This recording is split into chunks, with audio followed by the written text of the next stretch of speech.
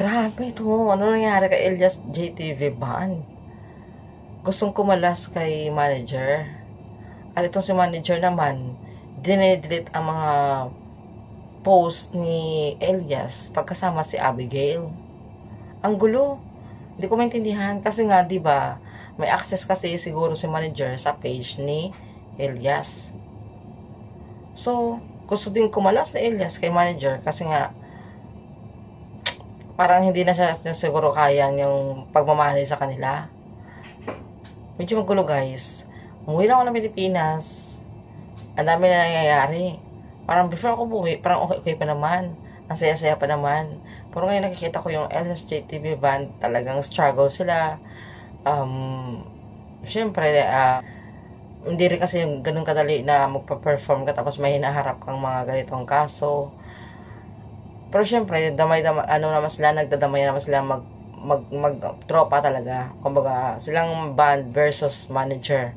So, medyo, medyo magulo. Kaya pala, that's the reason why na umalis ang PA ni Elias, na si George ba yun?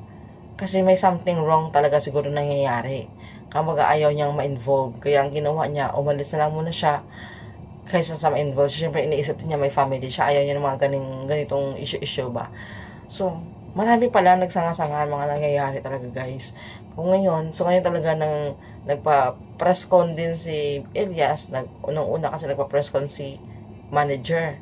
Kasi nga dahil pala din ang ugat talaga ng nangyayari dito ay, ang reason pala ay pera.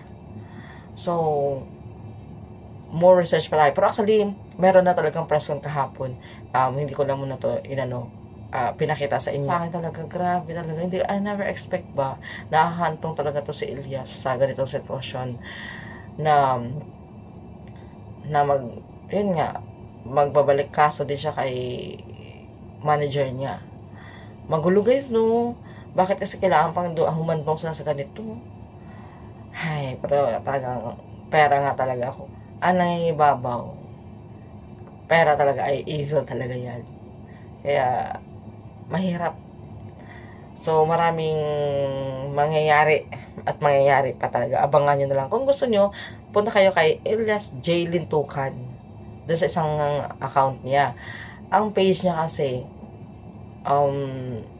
nahihirapan yan siya dyan. Dahil every time na mag-post siya about kay Abigail, dinidelete ni manager.